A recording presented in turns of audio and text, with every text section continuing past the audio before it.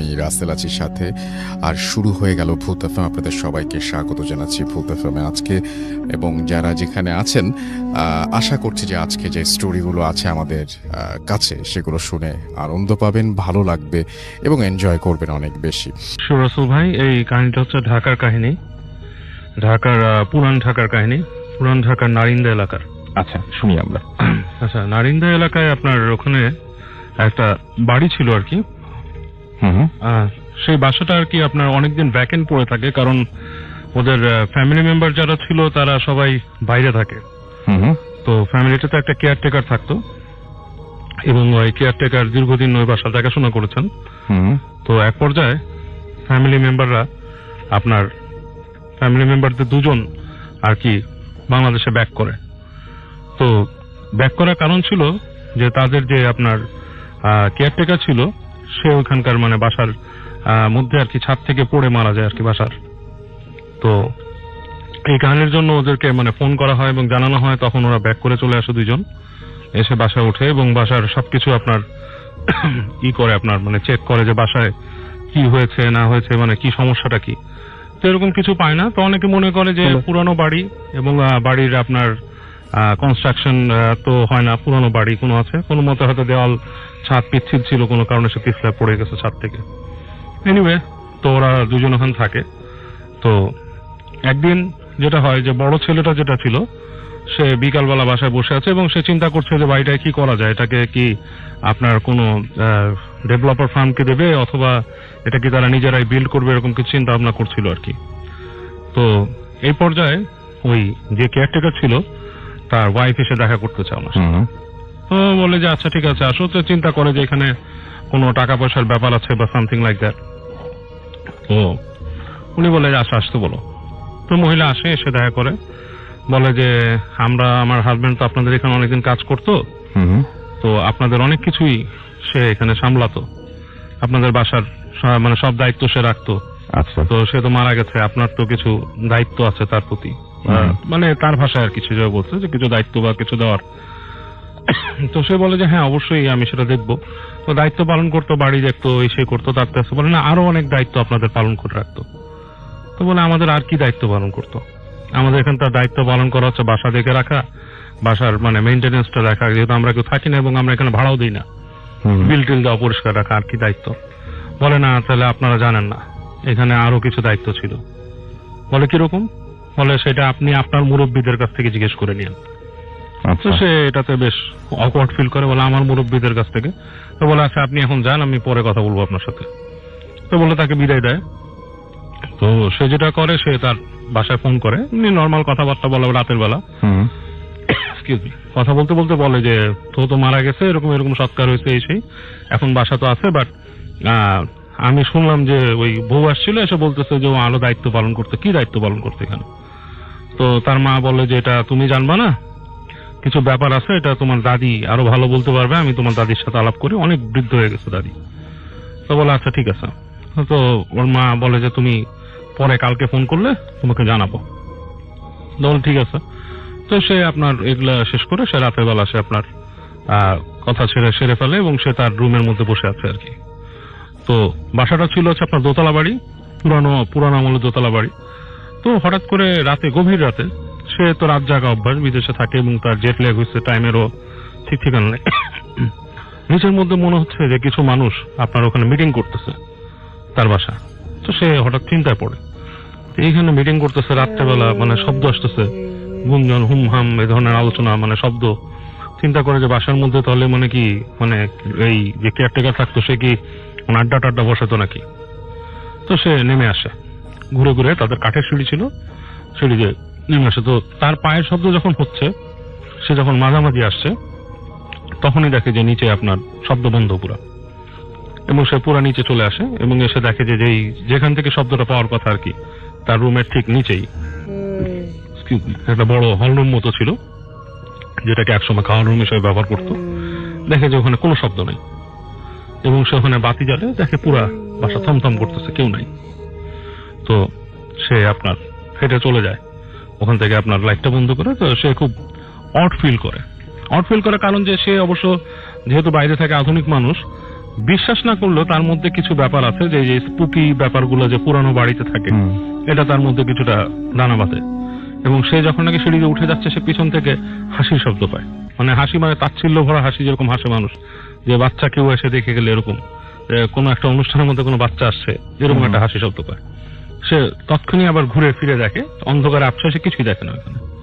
তো সে উপরে চলে যায়, উপরে যে সে বসে ঘুমানোর চেষ্টা করে রাতের বেলা, এবং রাতের বেলা বিভিন্ন রকমের শব্দ, তার মনে হচ্ছে যে বাড়িটা সরব, মানে বেশ শব্দ হচ্ছে বাসায়, এটা ওইটা আপনার শব্দ হচ্ছে, মানুষ আসা যাওয়া করতেছে, বাসার মধ্যে মানুষ আছে, এরকম একটা ফিলিং। অথচ সে জানে যে এই বাসাতে সেই আছে, এবং একটা কাজের মহিলা ছিল, সে জাস্ট তাকে এসে খাবার দাবার দিয়ে গেছে হোটেল থেকে এনে, এতটুকুই।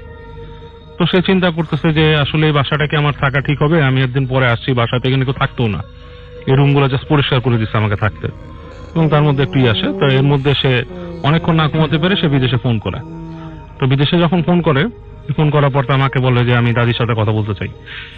তো বলে যে তার দাদি ফোন নিয়ে কথা বলে। তো বলতেছে যে দেখো, এই বাসাটায় আমরা থাকতাম, এটা আমাদের অনেক পুরানো বাসা, মানে আমাদের ফ্যামিলি সেই নবাবের আমল থেকে এখানে ছিল আর কি, এবং এটা অনেক আগে তৈরি হয়েছিল বাসা। এবং তোমার দাদার যে বাবা ছিলেন, তিনি এখানে জিন পালতেন, জিন পুষতেন। তিনি মানে খুব পরেশগার মানুষ ছিলেন, এবং তিনি ওই জিন পুষতেন এবং জিনদের দিয়ে বিভিন্ন কাজ করাতেন। এবং আমাদের পুরো পরিবার যে পরবর্তীতে আস্তে ধীরে বিদেশে মাইগ্রেট করে চলে আসে, এটার একটা কারণও এটা। কারণ এক সময় উনি যখন মারা যান, উনি কিছু আনকন্ট্রোলড জিনিসপত্র, এটা একটা রিচুয়াল ছিল যে অনেকে নাকি এরকম এই জিনিসটা নিয়ে যখন কাজ করে, সে যদি সেটাকে ঠিক মতো মানে পালন করতে না পারে, তখন যেটা হয় তার পরিবারের উপর সমস্যা দেখা শুরু করে। এবং বলে যে তোমার যে দাদার বাবা ছিলেন, তিনি মারা যাওয়ার পরে এই জিনিসটা খুব বাজেভাবে আর কি হয়, এবং তোমার দাদার ভাইকে তারা ওই মেরে ফেলে আর কি। ওরকম দুপুরবেলা ছাদে উঠেছিল, হঠাৎ করে তাকে যে পাওয়া যায় যে সে দেয়ালের পাশে পড়ে আছে, এবং তার ঘাটটা মটকানো, মানে ঘাটটা উল্টা দিকে ঘুরানো। এবং এইটা কোনো লজিক্যাল কাজে হওয়ার কথা না, পড়ে গেলেও না, বা কেউ মেরে গেলে অন্যভাবে মারবে, এইভাবে মারবে না। তো এনিওয়ে, তো বলে যে এবং আস্তে ধীরে এবং এই বাসায় থাকাটাই অতিষ্ঠ হয়ে আসে, এবং আমরা এর জন্য কিন্তু চলে আসি আস্তে ধীরে। যেহেতু এটা আমাদের অনেক খানদানি একটা প্রপার্টি, এবং আমরা এখানে থাকি, আমরা প্রপার্টিটার সময় সেলও করতে পারিনি। কিছু কিছু মানুষ জানতো আশেপাশে এই বাসা সম্বন্ধে, তার জন্য আমরা এটা সেলও করিনি। বাট এখন যেহেতু ওই পুরানো কেয়ারটেকার যার নাম ছিল, সে যেহেতু এখন নাই, তো এর জন্য আমরা বেঁচে দেবো, বেচার চেষ্টা করবো। অ্যাটলিস্ট তুমি চেষ্টা করো। আর ওই যে কেয়ারটেকার ছিল, সম্ভবত ওর এই ধরনের কোনো কেসই হতে পারে, হ্যাঁ, কোনো মানে হার্ট অ্যাটাক বা অন্য কোনো কারণে, বা ছাদ থেকে হয়তো কোনো দুর্ঘটনাবশত, মানে যেভাবে হোক, তো তুমি তাকে পারলে কম্পেনসেট করো। তো সে যেটা করে, সে শোনার পর তার গা একটু শিরশির করে ওঠে। তো সে ফোনটা রেখে সে ঘুমায় যায়। তখন ঘুমায় যাওয়ার চেষ্টা করে, তখন হচ্ছে আপনার সকাল মানে হয়নি, তখনও ভোর হয়নি, বেশ মানে ভোরের আগে এরকম সময়। তো সে যখন শুয়ে আছে, তখন সে হঠাৎ করে মানে আপনার দেখে যে তার রুমের দরজাটা খুলে গেল আস্তে করে। ওই আপনার যে তার রুমে ঢোকার, সে মনে আছে চিটকানি তুলছিল, কিন্তু চিটকানিটা নাই। রুমে বেশ লম্বা একটা মানুষ ঢোকে, সে একটা আলখেল্লা পরা। সে এসে তাকে বলে যে তাকে বলতেছে সরাসরি, সে শুনে যে তোমার দাদা আমাদেরকে অনেক কষ্ট দিছে, অনেক কাজ করছে, এবং এটার ফলশ্রুতি তোমাদের খারাপ হবে। তুমি যদি ভালো চাও, তুমি এখান থেকে চলে যাও। এবং তোমার যে কেয়ারটেকার ছিল, মানে তোমার এখানে যে থাকতো, সেও অনেক কথা ঠিক মতো শুনে নাই, অনেক কিছুই তাকে বলা হয়েছে করে নাই, এবং এটার জন্যই কিন্তু এই অবস্থা। তুমি দুটার একটা করতে পারো, একটা হচ্ছে যে নামমাত্র মূল্যে তুমি জায়গাটা বিক্রি করে দিয়ে যাও, অথবা তুমি এটা কোনোভাবে এটাকে সলভ করে দাও, এরকম একটা কথা শুনে। এবং পরবর্তীতে পরদিন সকালেই সে যেটা করে, বা আপনার তাড়াতাড়ি লোক লাগায় যেটা কিভাবে বাঁচা যায়, এবং সে চেষ্টা করে ওটাকে আপনার বিক্রি করে দেয়। বিক্রি করে দিয়ে সে ওই প্রপার্টি থেকে তারা চলে যায় ওখান থেকে। এখন যেটা করব সেটা হচ্ছে সরাসরি চলে যাব আরো একটি ঘটনায়, এবং এই মুহূর্তে আমার সঙ্গে আছেন আপনাদের অত্যন্ত পছন্দের একজন মানুষ, যিনি হচ্ছেন আফনান ভাই। তাকে আমি বলেছিলাম, এবং তিনি একটা ঘটনা পাঠিয়েও দিয়েছেন। তার সেই ঘটনাটি আমি এখন আপনাদের জন্য প্লে করছি। আশা করছি আপনাদের সবার ভালো লাগবে। চলুন শুনে আসি আফনান ভাইয়ের ঘটনাটি। রেকর্ডেড ফাইলটা আজকে পাঠালাম। আজকে একটি ঘটনা আমি আপনাদের সঙ্গে শেয়ার করব। এই ঘটনাটি যার সঙ্গে ঘটেছে তার নাম মিরান ভাই। যখন এই ঘটনাটি ঘটে তখন মিরান ভাইয়ের বয়স 16 কি 17 এমন। সময়টা ছিল বর্ষাকাল। তখন ওনাদের গ্রামে ডাঙায় পানি বেঁধে যেত বৃষ্টির সময়। এখানে ডাঙা বলতে একটা বিষয় বলে রাখা ভালো, সেটি হচ্ছে যে ওই মোল্লাহাট থানায় যেই জায়গাগুলো শুকনোর সময় পানি থাকতো না, কিন্তু বর্ষাকালে সেই জায়গাগুলো পানিতে ডুবে যেত, স্থানীয়ভাবে সেগুলোকে ডাঙা বলা হয়। বর্ষাকালে স্থানীয় মানুষজন এই ডুবে যাওয়া জায়গাগুলোতে মাছ ধরতে যেত এবং প্রচুর পরিমাণ মাছ পেত। আর ম্যাক্সিমাম মানুষ রাতের বেলা সেখানে মাছ ধরতে যেত। মূলত এই ঘটনার আরো একটি গুরুত্বপূর্ণ ক্যারেক্টার যিনি, তার নাম হচ্ছে হাসু মীর। তাকে হাসু ভাই বলেই মিরান ভাই ডাকতেন। আর হাসু ভাই সম্পর্কে মিরান ভাইয়ের ফুফাতো ভাই ছিলেন। হাসু ভাই এবং মিরান ভাই দুজনই মাছ ধরায় খুব পটু ছিলেন। মাঝে মাঝে তারা রাতের বেলা ছোট ডিঙি নৌকা নিয়ে মাছ ধরতে যেতেন। তাদের বয়স কম হলেও মাছ ধরার ক্ষেত্রে তাদের দুজনেরই অত্যন্ত দক্ষতা ছিল। তো যে রাতে ঘটনাটি ঘটে, ওই দিনের বেলা, মানে ওই দিন দিনের বেলাতে হাসু ভাই মিরান ভাইকে বলেছিল আজ রাতে তারা মাছ ধরতে যাবে। মিরান ভাই যেন রাতের বেলা ঈশান নামাজের পর খাওয়া দাওয়া করে হাতে টর্চ লাইট নিয়ে এবং জাল নিয়ে এবং মাছ রাখার জন্য যে থলে আছে সেটি নিয়ে যেন রাস্তা যেখানে শেষ হয়ে গেছে, ওই রাস্তা যেখানে শেষ হয়ে গেছে ওই পাশেই মানে একটা মানে যে জায়গা ছিল ওই জায়গাটা মোটামুটি ওখান থেকে পানি শুরু বলা চলে, সেখানে অনেকেই ছোট ছোট ডিঙি নৌকা বেঁধে রাখতো এবং ওই নৌকা নিয়েই সকলে মাছ ধরতে যেত এবং মাছ ধরে ফিরে এসে ওখানেই সাধারণত সবাই আবার ডিঙি নৌকা বেঁধে রাখতো আর কি। তো এমনই কথা ছিল, যথারীতি মিরান ভাই মাছ ধরার জন্য ঈশান নামাজের পর খাওয়া দাওয়া শেষ করে প্রয়োজনীয় জিনিসপত্র সাথে নিয়ে হাতে একটি টর্চ লাইট নিয়ে চলে যায় সেই রাস্তার শেষ প্রান্তে যেখানে পানির ওই জায়গাটা শুরু হয়েছে এবং নৌকা বাঁধা ছিল। উনি এসে দেখে যে ওখানে একটি মাত্র নৌকা বাঁধা, যেটি মিরান ভাইয়ের নৌকা। ওখানে কিন্তু দুটো নৌকা থাকার কথা ছিল, একটা হচ্ছে মিরান ভাইয়ের নৌকা, হলো হাসু ভাইয়ের নৌকা, কিন্তু হাসু ভাইয়ের নৌকা নেই। ওই সময় তো আসলে মোবাইল ফোন এরকম ছিল না, এখন তাকে তো ফোনও করতে পারছে না, মানে মিরান ভাই যে হাসু ভাইকে ফোন করবে উনি তো ফোন করতে পারছে না তাকে। তখন উনি ভাবছে যে কি ব্যাপার, হাসু এখনো আসে না কেন। এই কথা চিন্তা করতে করতে হঠাৎ করে দেখে কোথা থেকে হাসু ভাই নৌকা নিয়ে হাজির হয়ে বলছে যে এই মিরান, দ্রুত এই নৌকায় ওঠ, মানে মিরান ভাইয়ের যেই নৌকাটা, বলে সেখানে ওঠ, চল আমার পিছু পিছু চল, আমি আগে থাকবো তুই পিছে থাকবি, কিন্তু তুই আমার সামনে আসবি না, সবসময় পিছনে থাকবি। বলে আচ্ছা ঠিক আছে। মিরান ভাই নৌকা নিয়ে হাসু ভাইয়ের পেছনে পেছনে যাওয়া শুরু করলো। যেতে যেতে একটি জায়গা তারা চলে আসে, ওখানে বেশ গভীর পানি, কিন্তু গভীর পানি হলেও ওইখান থেকে একটু সামনে একটা উঁচু জায়গা রয়েছে, ওটা বর্ষাকালে ওই জায়গাটা ডুবে যায় না, যার কারণে ওখানে একটি ছোট্ট কুড়ে ঘর আছে, বারান্দা আছে, সেই কুড়ে ঘরে শন দিয়ে তৈরি করা মানে ঘরের চাল। স্বাভাবিকভাবে যেটি হয় সাধারণত ওই ঘরটি ব্যবহার করে হচ্ছে ওখানে যারা মাছ ধরতে যেত রাতের বেলা, ওই যারা জেলেরা বা অনেকে শখ করে মাছ ধরতে যেত, যারা ওখানে এসে বিশ্রাম নিত এবং অনেকে সেখানে মাছ রেখে চলে যেত, কেউ কারো মাছ নিয়ে যেত না। ওই জায়গাটাতে তারা দুজন চলে আসে। চলে আসার পর হাসু ভাই মিরান ভাইকে বলে যে মিরান, তুই এখানে অপেক্ষা কর, আমি সামনে জাল পেতেছি, ওই জাল থেকে আমি মাছগুলো নিয়ে আসি। তো মিরান ভাই অপেক্ষা করে। হাসু ভাইয়ের আসার যেই সময়টা, এটা কোনোভাবেই 15 থেকে 20 মিনিটের উপরে হওয়ার কথা নয়, কিন্তু আধা ঘন্টা, 1 ঘন্টা, 1.5 ঘন্টা, 2 ঘন্টা হয়ে যায়, হাসু ভাই আর ফেরত আসে না। এখানে একটি বিষয় বলে রাখা ভালো প্রিয় লিসেনার্স, যখন মিরান ভাই হাসু ভাইয়ের সাথে আসছিল, মানে হাসু ভাই সামনে আর মিরান ভাই আরেকটি নৌকা নিয়ে পিছনে, মিরান ভাই অনেক কথাই হাসু ভাইকে জিজ্ঞাসা করছিল, কিন্তু হাসু ভাই হ্যাঁ হু এরকম উত্তর ছাড়া কোনো লম্বা সেন্টেন্সে কোনো কথা বলছিল না। এতে মিরান ভাই কিন্তু বিরক্ত হচ্ছিল, কিন্তু কোনো এই বিষয়ে হাসু ভাইকে কিছু বলেনি। তো যখন কুড়ে ঘরে আসার পর হাসু ভাই মাছ ধরার কথা বলে সে নৌকা নিয়ে সামনের দিকে চলে যায়। তখন এদিকে মিরান ভাই তো অপেক্ষা করছে। মিরান ভাই অপেক্ষা করার পর যখন 2 ঘন্টারও বেশি হয়ে গেছে, তখন মিরান ভাই চিন্তা করে, কি ব্যাপার, হাসু এখনো আসে না কেন, কোনো বিপদে টিপদে পড়লো কিনা, দেখি তো, গিয়ে দেখি। এই চিন্তা করে উনি যেটি করেন সেটি হচ্ছে যে ওই ওনার যে ডিঙি নৌকাটি ছিল সেই ডিঙি নৌকা নিয়ে হাসু ভাইকে খুঁজতে বের হন, এবং খুঁজতে বের হয়ে উনি জোরে জোরে চিৎকার করে, এই হাসু হাসু এই বলে এইভাবে ডাকছিল। এখন কোনো সারা শব্দ পাওয়া যায় না।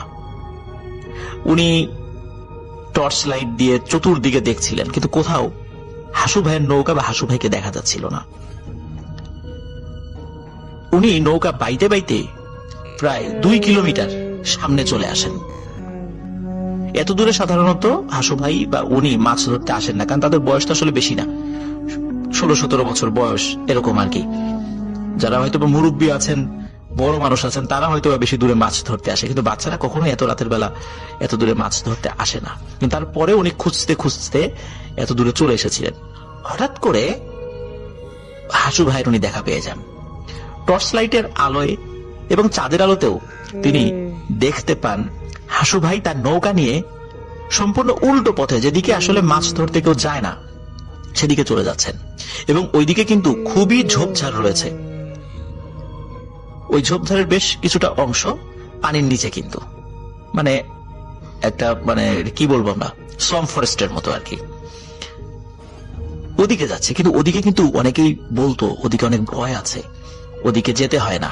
কিন্তু হাসু ভাই ওইদিকে চলে যাচ্ছে। এখন হাসু ভাইয়ের বয়স তো বেশি না, এদিকে মিরান ভাইয়ের বয়সও বেশি না। সে চিন্তা করছে, হাসু ছোট মানুষ যাচ্ছে ওইদিকে, কোনো বিপদ আপদ না হয়, বড় মানুষ তো আমাদের সাথে নাই। তখন উনি জোরে জোরে ডাকতে থাকে এবং হাসু ভাইয়ের পিছু নেয়। কিন্তু অদ্ভুত ব্যাপার হলো, মিরান ভাই এত জোরে ডাকছে কিন্তু হাসু ভাইয়ের কানে সেই ডাক পৌঁছাচ্ছেই না। একটা বিষয় হতে পারে, উনি ডাক শুনেও কোনো উত্তর দিচ্ছেন না, অথবা মিরান ভাইয়ের ডাক হাসু ভাইয়ের ডাক কানে সেটা পৌঁছাচ্ছেই না, দুটো একটা হতে পারে। একটা পর্যায়ে মিরান ভাই চিন্তা করেন, আমি আর সামনে যেতে পারবো না, কারণ সামনে গেলে আমারও বিপদ হতে পারে। আর হাসু কেন আমার ডাক শুনতে পাচ্ছে না, কোনো খারাপ কিছু না তো? উনি আসলে তখনও বুঝতে পারেননি যে প্যারানরমাল কোনো বিষয়ের কিনা নাকি এমনি কোনো কিছু। তো উনি চিন্তা করেছেন যে আমি ওই ঝোপঝাড়ের দিকে একা যাব না, আমি দেখি আবার কুড়ে ঘরের কাছে যাই, যদি অন্য কোনো মানুষকে পাই যারা মাছ ধরতে এসে ওই কুড়ে ঘরে বিশ্রাম নিচ্ছে, তাদেরকে নিয়ে আমি আগাবো।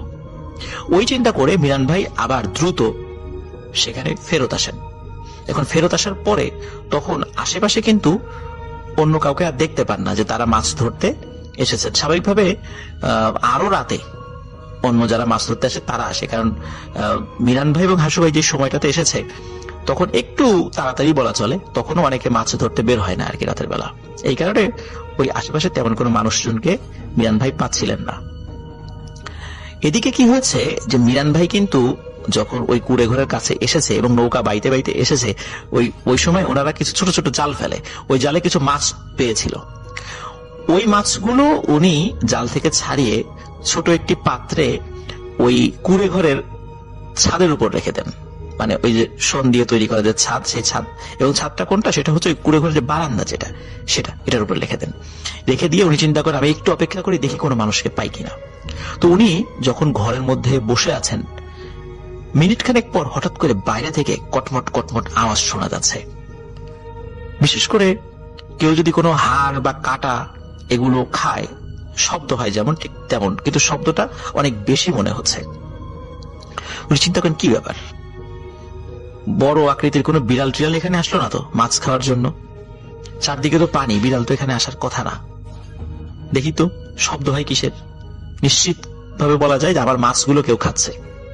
ওই চিন্তা করে মিরান ভাই তার হাতে যে টর্চ লাইটটা ছিল সেটি নিয়ে ঘরের বাইরে বের হন।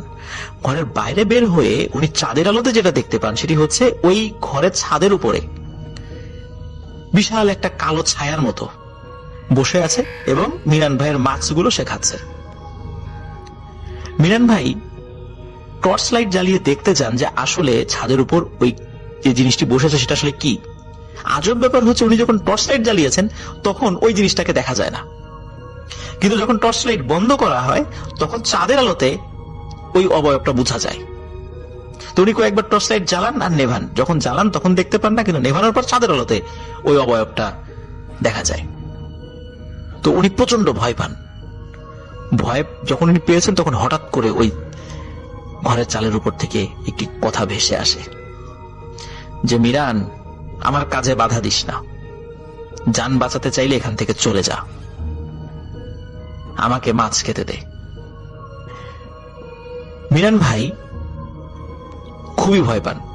এদিকে তার ফুফাতো ভাই হাসু ভাই, উনি চিন্তা করছেন ওইদিকে হাসু ভাই একটা বিপদে পড়েছে, এদিকে আমি একটা বিপদে পড়েছি, আমি দ্রুত তাহলে বাড়ির দিকে চলে যাই, বাড়িতে গিয়ে সবাইকে বলবো। এই চিন্তা করে উনি দ্রুত ওনার ডিঙি নৌকা নিয়ে আল্লাহর নাম স্মরণ করতে করতে বাইতে বাইতে যখনই ওই রাস্তার কাছে চলে এসেছেন, তখন দেখেন হাসু ভাইয়ের নৌকা ওই ঘাটে বাঁধা। মিরান ভাই খুবই অবাক হন যে হাসু কিভাবে এখানে চলে আসলো। কারণ হচ্ছে যে হাসু ভাইকে যদি আসতেই হয় তাহলে ওই কুড়ে ঘরের ওই জায়গাটা ওই দিক দিয়ে আসতে হবে। তো উনি চলে আসলো, অথচ মিরান ভাইকে ডাকলো না। এটা কিভাবে সম্ভব? উনি চিন্তা করে হয়তো বা হাসু চলে এসেছে, আমাকে ডাকে নাই। আর যেহেতু হাসু চলে এসেছে, ওনাকে ডাকে নাই, উনি একটু মনক্ষুণ্ণ হন যে আমাকে কেন ডাকলো না, আমি একটা বিশাল বিপদে পড়েছিলাম। ওর বিপদের কথা চিন্তা করে আমি মানুষের জন্য অপেক্ষা করছিলাম যে কে আসবে তাকে নিয়ে যাবো, অথচ সামনে দিয়ে চলে আসলো, আমি দেখলাম না, আমাকে ডাকলোও না। উনি মনে মনে একটু মনক্ষুণ্ণ হন এবং উনি বাড়িতে চলে আসেন। এসে এই ঘটনা কাউকে কিছু বলেন না, উনি ঘুমিয়ে যান। সকালবেলা মিরান ভাই হাসু ভাইদের বাড়িতে যান হাসু ভাইকে কিছু কথা জিজ্ঞাসা করার জন্য। কিন্তু হাসু ভাইয়ের বাড়িতে যাওয়ার পর উনি জানতে পারেন যে হাসু ভাই তো গতকাল দুপুরবেলাতেই তার এক আত্মীয়ের বাড়িতে বেড়াতে গিয়েছেন তার মায়ের সাথে। জরুরি একটা খবর আসে, এই কারণে ওই আত্মীয় বাড়িতে বেড়াতে গিয়েছেন। মিরান ভাই হাসু ভাইদের বাড়িতে থাকা অবস্থাতেই হাসু ভাই তার মায়ের সাথে চলে আসে ওই আত্মীয় বাড়ি থেকে। মিরান ভাই হাসু ভাইকে জিজ্ঞাসা করে, কি ব্যাপার হাসু, তুমি কোথায় ছিলা? তুমি না গত রাতে আমার সাথে মাছ ধরতে গেলা? তখন হাসু ভাই হেসে দিয়ে বলে, আমি মাছ ধরতে গেলাম কখন? হ্যাঁ, এটা ঠিক যে তোর সাথে মাছ ধরতে যাওয়ার কথা ছিল, কিন্তু জরুরি একটা খবর আসার কারণে আমি আমার আম্মার সাথে আত্মীয় বাড়িতে বেড়াতে গিয়েছিলাম, রাত হয়ে গিয়েছিল, এই জন্য ফেরত আসিনি, যে সকালে চলে আসছি। তাহলে হাসু ভাইয়ের রূপ ধরে নৌকা নিয়ে কে এসেছিল? এই বিষয়টি নিয়ে যখন মিরান ভাই অ্যানালাইসিস করেন, একজন ইমাম সাহেবকে বিষয়টি জিজ্ঞাসা করেন, তখন ওই ইমাম সাহেব মিরান ভাইকে জানান যে আসলে হাসু ভাইয়ের রূপ ধরে এসেছিল এক পিশাচ। তার ইচ্ছা ছিল যে মিরান ভাইকে যে কোনো ভাবে কৌশলে যদি ওই ঝোপঝাড়ের ভেতরে নিয়ে যেতে পারে তাহলে তার বিশাল একটা ক্ষতি করবে। কিন্তু সে সেটি করতে পারেনি, কারণ মিরান ভাই হঠাৎ করে আল্লাহই তার মাথার মধ্যে বুদ্ধি দিয়েছে যে সে হাসু ভাইয়ের সাথে সাথে একদম ডাকতে ডাকতে ওই ঝোপ জঙ্গলের ভেতরে চলে যায়নি, কিন্তু সে ফেরত চলে এসেছে, ফেরত এসে মানুষের জন্য অপেক্ষা করছে। যখন ওই পিশাচটি বুঝতে পারে যে মিরানকে তো ঝোপঝাড়ের ভেতরে নিয়ে যাওয়া যায়নি, কি আর করা, এখানে তো ক্ষতি করা যাবে না, কারণ এখানে যে কোনো সময় মানুষজন চলে আসতে পারে, এই জন্য মিরান ভাইয়ের মাছগুলো সে খাওয়া শুরু করে। এবং মিরান ভাইয়ের সাথে যখন ওই পিশাচটির দেখা হয়ে যায় তখনও সে ক্ষতি করে না, কারণ ওই জায়গাটি হয়তো বা কোনো কারণে ওই পিশাচটির ক্ষতি করার জন্য উপযোগী ছিল না। আল্লাহর অশেষ রহমতে মিরান ভাই কোনো ক্ষতির মুখোমুখি হননি, কিন্তু হতে পারতেন। আসলে যে কোনো প্যারানরমাল বিষয় যখন আমাদের সাথে ঘটতে থাকে তখন ওই সময়ে হিতাহিত জ্ঞান আমাদের স্বাভাবিকভাবে থাকে না। আমরা যে গভীরভাবে চিন্তা করব কোনো একটি বিষয়, ওই চিন্তা কিন্তু ওই সময় থাকে না যদি আল্লাহর বিশেষ অনুগ্রহ না হয়। হয়তো আল্লাহর বিশেষ অনুগ্রহে মিরান ভাইয়ের মাথায় ওই বুদ্ধিটি এসেছিল যে আমি আর বেশি দূর না এগিয়ে ফেরত আসি, ফেরত এসে দেখি মানুষদেরকে সাথে নিয়ে সামনে যাই, কারণ সে যদি কোনো সমস্যায় পড়ে আমিও তো তাকে হেল্প করতে পারবো না, কারণ মিরান ভাই এবং হাসু ভাই দুজনই ছোট মানুষ। তো যাই হোক, এটি ছিল ঘটনা। Thank you so much. আপনার ঘটনার জন্য আপনাকে অনেক ধন্যবাদ। এবং আমি এখন যেটা করব সেটা হচ্ছে চলে যাব সরাসরি আমাদের পরবর্তী যে অতিথি আছেন তার কাছে। আসসালামু আলাইকুম রাসেল ভাই, আশা করি আপনি ভালো আছেন, কারণ আপনি সবসময় ভালো দলেই থাকেন। এটা নতুন করে জিজ্ঞাসা করলাম না। আমি কে এম নাহিন দিলাপ, দুবাই থেকে বলছিলাম। আমার বাসা বাংলাদেশের সিরাজগঞ্জের সদরে। আমি বেসিক্যালি বাংলাদেশে থাকাকালীন আপনার ভূত এফএমটি শুনতাম, তো ওটি বন্ধ হয়ে যাওয়ায় এখানে আসার পরে আমি বুট.কম শুনছি। বুট.কম নতুন করে চালু করার জন্য আপনাকে অসংখ্য ধন্যবাদ। আমি কথা বাড়াচ্ছি না, আমি ঘটনা চলে যাচ্ছি। ঘটনাটা মূলত আমার সাথে না, আমার এখানে রুমমেটের সাথে ঘটে যাওয়া। আমার কলিগও, একসাথে আমরা কর্পোরেট জব করি, তোর নাম সাব্বির, ওর সাথে ঘটে যাওয়া একটি সত্য কাহিনী। তো আমি ঘটনায় যাচ্ছি। ঘটনায় যাওয়ার আগে একটা কথা আমি বলে রাখি রাসেল ভাই, আপনাকে আর বুট.কম ইসলামদের উদ্দেশ্যে, আমি যে ঘটনাটি বলবো এই ঘটনাটির কোনো ব্যাখ্যা বা বিশ্লেষণ আমিও খুঁজে পাইনি এবং আমার যে রুমমেটের সাথে ঘটেছে ও খুঁজে পাইনি। তো ঘটনাটি শেষে যদি আপনার স্পেশালি রাসেল ভাই আপনি এবং বুট.কম এর লিসেনারদের কারো যদি ঘটনার ব্যাখ্যা বা কি কারণে ঘটলো এটা যদি জানা থাকে প্লিজ জানাবেন, কমেন্ট সেকশনে লিখে হোক, রাসেল ভাই আপনি ইমেল করে হোক, প্লিজ আমাকে একটু জানাবেন। তো আমি কথা না বাড়িয়ে সাব্বির আমাকে যেভাবে বলেছে আমি ঠিক সেভাবেই ঘটনাটি আপনাদের সাথে শেয়ার করার চেষ্টা করছি। তো ঘটনাটি ঘটেছিল 2015-র দিকে। আমি তখন অনার্স 3rd ইয়ারে পড়তাম ঢাকার কোন একটা ইউনিভার্সিটিতে। আমরা ছিলাম 4 ভাই, আমার বড় 3 ভাই থাকতো গ্রামে, আমার বাসা ছিল সিরাজগঞ্জের শাহজাদপুর উপজেলায়। তো আমি পড়াশোনার সূত্রে ঢাকায় থাকতাম, একটি হোস্টেলে থাকতাম।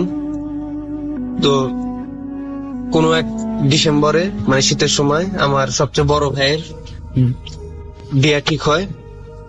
তো বিয়ে ঠিক হওয়ার কারণে আমি আমার সাথে যে রুমমেট ছিল অনিক, আসাদ আর আরেফিন, আমার 3 জন রুমমেট ছিল, ওদেরকে ইনভাইট করি, ওরা আমার ইনভাইট অ্যাকসেপ্ট করে এবং আমি ওদেরকে নিয়ে আমার গ্রামের বাসায় চলে যাই যেভাবে অ্যাটেন্ড করার জন্য। তো যেভাবে সেই কাজ, আমরা গ্রামে গেলাম 3-4 দিন আগে, যেহেতু ছোট ভাই হিসেবে বিয়ের কিছু দায়িত্ব ছিল, তো আমি 3-4 দিন আগে গেলাম, কাজ টাজ করলাম। ওরাও রুমমেটরাও আমার সাথে ঘুরলো, গ্রাম ট্রাম ঘুরে দেখলো। আমরা ঘুরে টুরে যথারীতি হলুদের অনুষ্ঠান হয়ে গেল। পরের দিন বিবাহের অনুষ্ঠান। আমার হবু ভাবির বাসা ছিল ময়মনসিংহে। তো পরের দিন আমরা সকাল 9টা-10টায় সমস্ত বরযাত্রী মিলে ময়মনসিংহের উদ্দেশ্যে রওনা দিই। তো ময়মনসিংহ যেতে যেতে ওই মাঝখানে একটি রাস্তা পড়ে, রাস্তাটি হলো মধুপুর গড়, মানে টাঙ্গাইলের মধুপুর গড়ের রাস্তাটি বলে, অনেকে শুনে থাকবেন। রাস্তাটা অনেক খারাপ, ওখানে চুরি ডাকাতি হয়, এরকম সামথিং লাইক দ্যাট। যাই হোক, যেতে কোনো অসুবিধা হয়নি। প্রথমে আমরা সব বরযাত্রী মিলে অনেকজন ছিলাম। আমি আমার ফ্রেন্ডরা পার্সোনাল গাড়ি নিয়ে গিয়েছিলাম এবং আমার ভাইয়া অন্য গাড়িতে এবং বরযাত্রী অন্য গাড়িতে। তো আমরা যথারীতি ময়মনসিংহ পৌঁছাতে আমাদের বেজে গেল 1:30 কি 2টা হবে, খেয়াল নেই। তো ওখানে পৌঁছানোর পরে যথারীতি বিবাহ অনুষ্ঠান শুরু হলো। অনুষ্ঠানটি শেষ হতে হতে বিকাল 5টা হয়ে গেল এবং আমার যেহেতু রাত্রে ওই রাস্তায় সমস্যা হতে পারে, বিয়ার গাড়ি, এই জন্য রিক্সা আরো বেশি, এই জন্য আমার ভাইয়ের বেশি দেরি করলো না, বরযাত্রী সহ 5টার দিকে বেরোবে বলে সিদ্ধান্ত নিল এবং বেরিয়ে গেল। আমি এবং আমার ফ্রেন্ডরা ময়মনসিংহ শহরটা একটু ঘুরে দেখবো বলে আমরা ওদের সাথে বেরোলাম না, আমরা একটু নাইটে জার্নি করবো বলে ঠিক করলাম। এবং আমার হবু ভাবির আমার ভাবির যে ছোট ভাই ছিল সজল, ওকে সাথে নিলাম। ও আমাদের বেসিক্যালি ময়মনসিংহ শহরটা একটু ঘুরে দেখালো। আমরা ময়মনসিংহ শহর ঘুরে ওকে বিদায় জানিয়ে রওনা দিতে দিতে আমাদের ম্যাক্সিমাম 11:30 বেজে গিয়েছিল রাত। তো 11:30টার দিকে আমরা কিছু স্ন্যাক্স কিনে ওকে নামিয়ে দিয়ে আমরা রওনা করলাম। তো ময়মনসিংহ শহর থেকে আমরা বেসিক্যালি গাড়িটা আমি ড্রাইভ করছিলাম। চালাতে চালাতে আমি ওই মধুপুরের রাস্তায় চলে আসি। তো প্রথম একটু ভয় ভয় লাগছিল, যেহেতু রাস্তাটি সম্পর্কে অনেক আর প্রতিষ্ঠানে চুরি ডাকাতি। তো আমি আমার প্রয়োজনীয় কিছু জিনিসপত্র, মানে আমার যেটুক মোবাইলটা একটা মাত্র বাটন মোবাইল রেখে, আর যে অ্যান্ড্রয়েড বাবা ছিল ওটা আমার বরযাত্রীর সাথে দিয়েছিলাম, যেহেতু রাত্রেবেলা যদি কোনো সমস্যা হয়। যাই হোক, যখনই আমি ওই রাস্তায় ঢুকলাম, মানে মধুপুরের ওই নির্জন জঙ্গলের রাস্তায় ঢুকলাম, কেমন জানি আমাদের চারদিকের পরিবেশটা এমনিতেই নিস্তব্ধ, শীতের দিনে 11:30 মানে অনেক রাত, গভীর রাত, কেউ নেই, দু একটা গাড়ি আসছে গেছে। আমরা যথারীতি গাড়িটা আমি ড্রাইভ করছিলাম, আমি একটু তাড়াতাড়ি করার চেষ্টা করছিলাম যে মানে এই অঞ্চলটা মানে পেরিয়ে গেলে তারপর একটু টেনশন ফ্রি হই আর কি।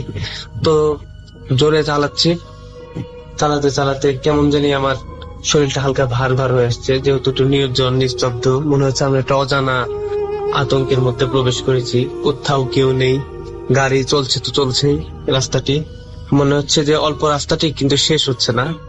যাই হোক, আমাদের কাছে এরকম মনে হচ্ছিল।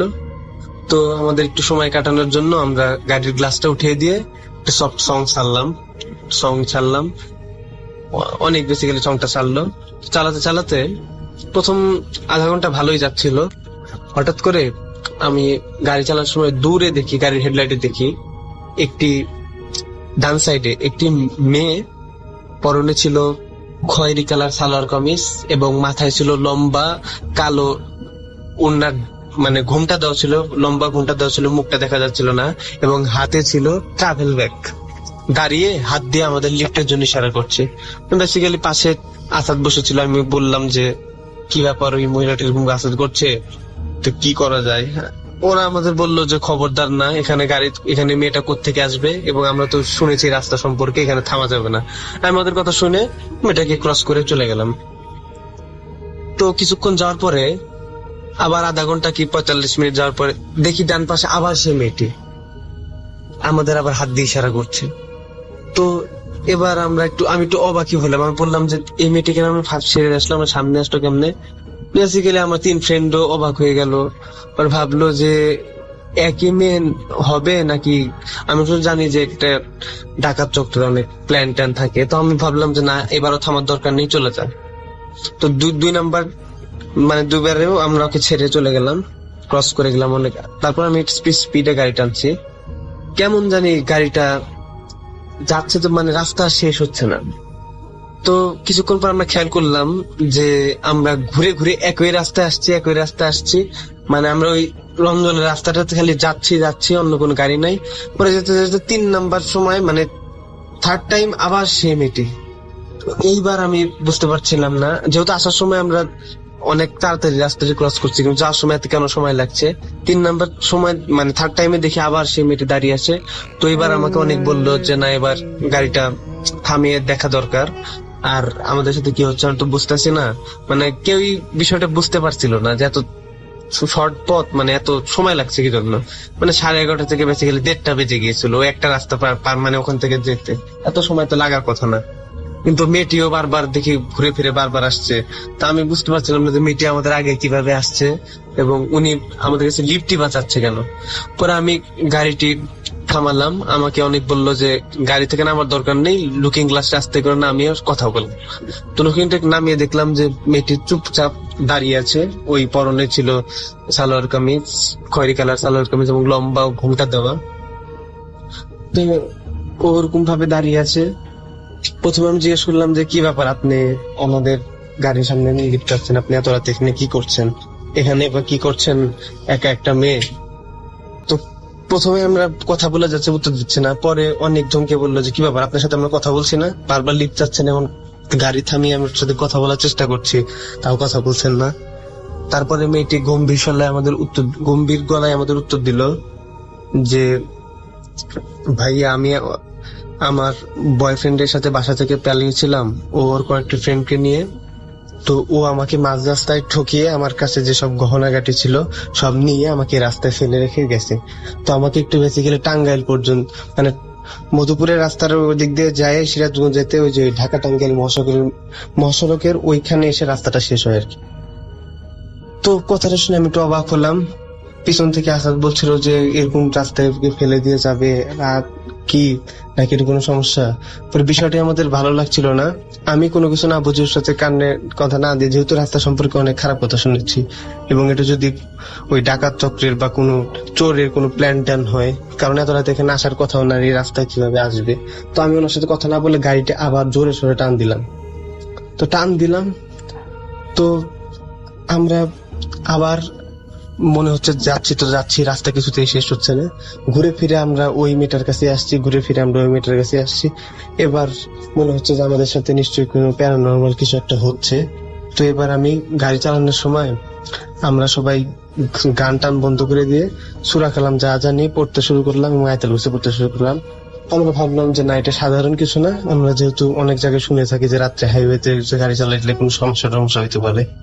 তো যাই হোক, এবার এত কিছু পড়ার পরে আমরা খুব ভালোভাবেই রাস্তাটা পার হয়ে এবার আমরা একটু গ্রামের মানে বাজারের একটু মুখ দেখলাম, মানে লাইট টাইট ছিল আর কি, মানে ওটা পের হয়ে আমরা ঢাকা টাঙ্গাইল মহাসড়কের দিকে আসলাম।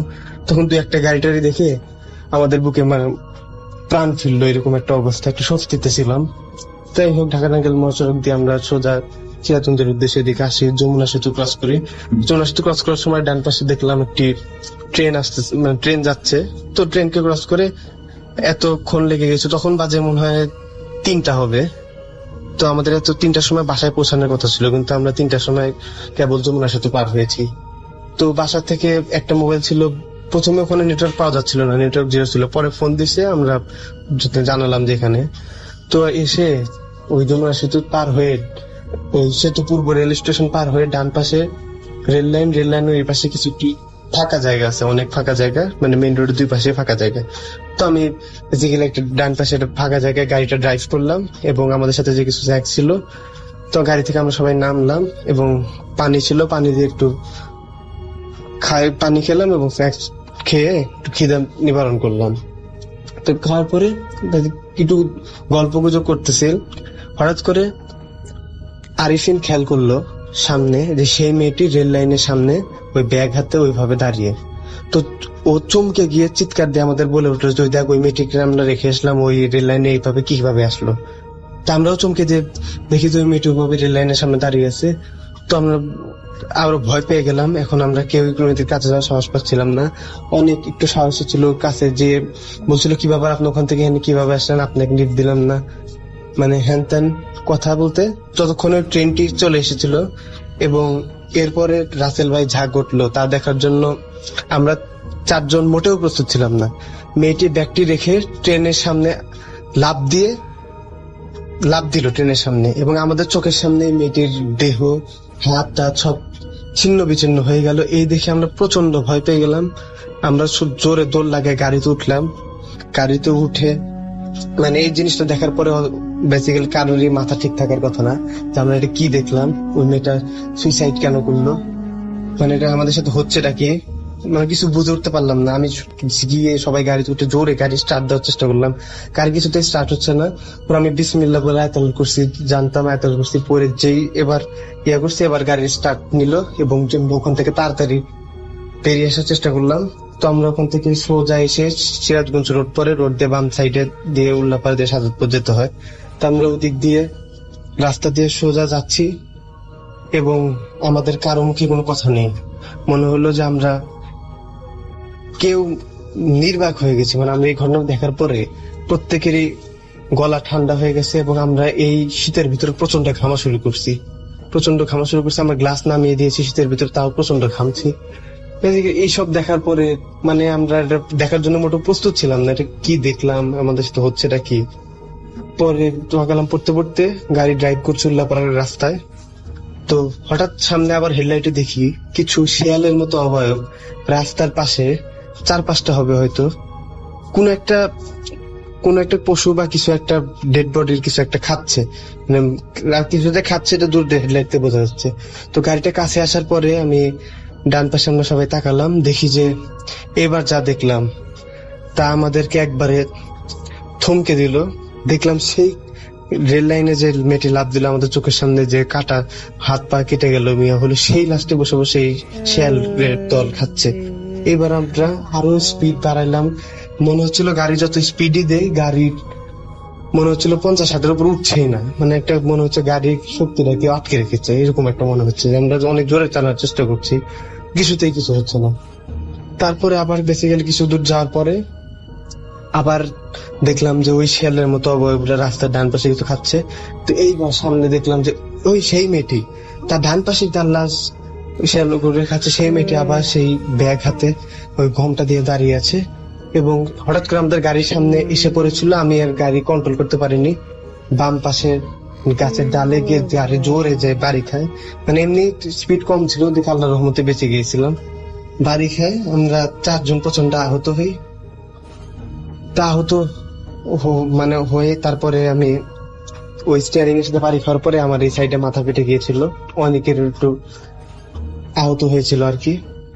তারপরে ওই আমি যেখানে গাছের ডালে বাড়ি খেলাম ওই পাশে ছিল একটি ফসলের জমির মাঝখানে একজন কৃষক, যে পাম্পারের যে রুম থাকে না ওখানে যে কৃষকরা জেনারেলি ঘুমায়, ওখানে একজন কৃষক আমাদের এরকম জোরে আওয়াজ শুনে, তো উনি আওয়াজ শোনার পরে আমাদের আওয়াজ শুনে উনি সোজা চলে আসে, ঘুম ভেঙে সে টর্চ নিয়ে ক্ষেতের উপর থেকে উঠে এসে দেখে যে আমরা এরকম আছি। তো উনি যখন আসে তখন আমরা ফ্রেন্ডরা গাড়ি থেকে নামলাম, গাড়ির সামনের অংশটা একটু ভচকে গিয়েছিল, বাড়ি লেগে ফ্লাড মানে ডান পাশের হেডলাইটটি ভেঙে গিয়েছিল। তো এরকম আওয়াজ শোনার পরে তখন আমি দেখলাম যে ওইরকম অবয়ব নেই, ওই মেয়েটিও নেই, কোথাও কেউ নেই, পুরো শুনছান নীরব রাস্তা। তো আমি আহত হওয়ার পর উনি দৌড়ে আসলো এবং বললো, ভাইজান আপনারা কি অ্যাক্সিডেন্ট করছেন, কিভাবে অ্যাক্সিডেন্ট করলেন? তো ওনাকে আমি কি বলবো ভেবে উঠতে পারলাম না। ওনাকে এটি বললে কেমন যেন একটা হাস্যকর শোনা যাবে না, রাত্রেবেলা এইভাবে না, আমরা নিজের ভিতরে রাখলাম। এবং আরিফিন বলল যে না কিছু না, একটু কন্ট্রোল হারিয়ে ফেলেছিলাম, রাত্রে ঘুম ধরছিল এর জন্য অ্যাক্সিডেন্ট করে ফেলেছি। তো ওনাকে কি বলবো বুঝলাম না। তো উনি মনে হয় কিছু একটা আন্দাজ করতে পেরেছিল। যাই হোক, উনি আমাদের একটু পানির ব্যবস্থা করে দিল, আমরা আগাতে জায়গায় পানি টানি দিতে রাখলাম। তখন দেখি ডান পাশে একটি, অত রাত্রে কোনো গাড়ি ঘোড়া ছিল না, তো একটি অ্যাম্বুলেন্স পাবনায় লাশ দিয়ে ওই রাস্তাতে ফিরছিল। তো আমাদের এই গাড়ির অ্যাক্সিডেন্ট দেখে পাবনায় ওই অ্যাম্বুলেন্স চালাটি তারও তার সাথে একটু সঙ্গী ছিল। তো আমাদের ওনার কাছে আল্লাহর রহমতে ফার্স্ট এইড বক্স ছিল অ্যাম্বুলেন্সের ভিতরে, তো আমরা একটু ইয়া করে নিলাম এবং বাসায় খবর দিলাম যে এরকম এরকম ব্যাপার। বাসায় সবাই তো টেনশন করছিল, তো বাসা থেকে অলরেডি একটা গাড়ি পাঠিয়ে দিয়েছে আমাদের রেস্কিউ করার জন্য, যেহেতু গাড়িটি স্টার্ট নিচ্ছিল না এবং নষ্ট হয়ে গেছিল। তো অ্যাম্বুলেন্স কৃষক চলে যাওয়ার পরে আমি অ্যাম্বুলেন্স চালার সাথে বিষয়টি শেয়ার করলাম এবং ওই অ্যাম্বুলেন্সের ওই ড্রাইভারটি আমাদেরকে বলল যে হ্যাঁ, আমি অনেক বছর আগে এরকম একটা শীতে ওই দিক দিয়ে গাড়ি চালানোর সময় আমার কাছে ওইরকম একটা লিফট চেয়েছিল, তো আমি দেইনি। তো পরে রাস্তায় অনেক ডিস্টার্ব হচ্ছিল, আমরা অনেক কিছু দেখছিলাম। তো তারপরে আমরা যথারীতি বাড়িতে গাড়ি আসে, আমরা ওখানে চলে যাই এবং গাড়িটাকে পরে রেস্কিউ করে নিয়ে যাওয়া হয়। যাই হোক, আমি গিয়ে যেতে যেতে তখন ফজর হয়ে গেছিল, ফজরের নামাজ টামাজ পড়ে আমি ঘুমিয়েছিলাম এবং আমরা 4 জন একই স্বপ্ন দেখলাম যে স্বপ্নে সেই মেয়েটি এসে বলল যে আমি তোদের কাছে খালি বলেছিলাম যে আমাকে এখান থেকে এই পর্যন্ত নামিয়ে দে, আমি তোদের কোনো ক্ষতি করতাম না, কিন্তু তোরা আমাকে নামিয়ে দিসনি, এজন্য তোদের আমরা এই অ্যাক্সিডেন্টটা করে দিতে বাধ্য হলাম। তো পরের দিন সকালবেলা আমরা প্রত্যেকে বলার পর অবাক হয়ে গেলাম, দেখি যে আমরা 4 জন একই স্বপ্ন দেখেছি।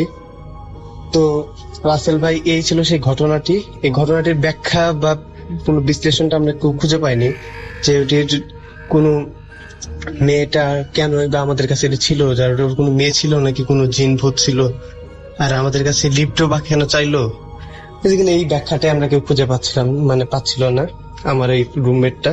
তো কারো যদি জানা থাকে বলবেন। আর আমি মনে হয় সেভাবে গুছিয়ে গল্পটি বলতে পারলাম না, এজন্য এক্সট্রিমলি সরি।